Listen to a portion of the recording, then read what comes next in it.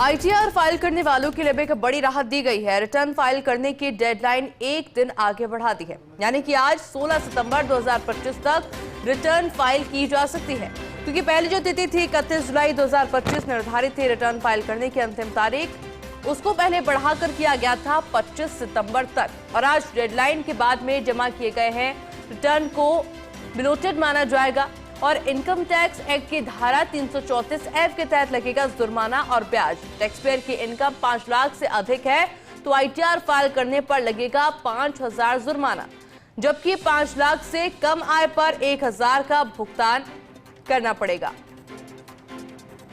ITR file करने वालों के लिए एक बड़ी राहत दी गई है। रिटर्न फाइल करने वालों की डेडलाइन को अब एक दिन के लिए बढ़ा दिया गया है, यानी कि जो पहले डेडलाइन थी वो 15 सितंबर थी, जिसको कि अब 16 सितंबर कर दिया गया है, यानी कि आज 16 सितंबर 2025 तक आप रिटर्न अपनी फाइल कर सकते हैं, क्योंकि इससे पहले जो तारीख थी वो थी 31 जुलाई 2025 जो निर्धारित की गई थी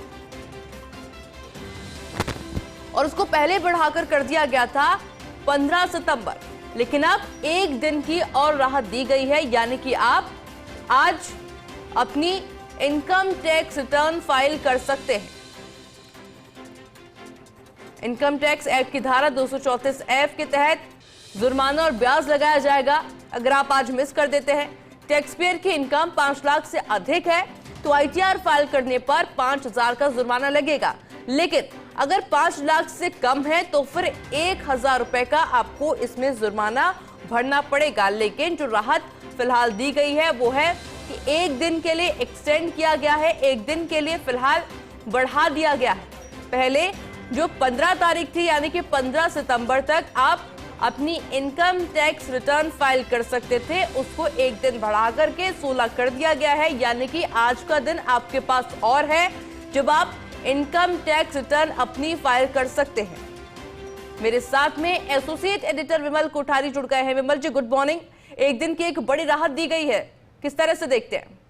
देखिए, ये जो राहत दी गई है ये राहत सीमित समय के लिए दी गई है। ऐसे एक करदाता जिनको जो अपनी रिटर्न जमा नहीं करा पाए थे उनके लिए एक और मौका है कि वो बिना जुर्माने के अपनी रिटर्न को जमा करा दें।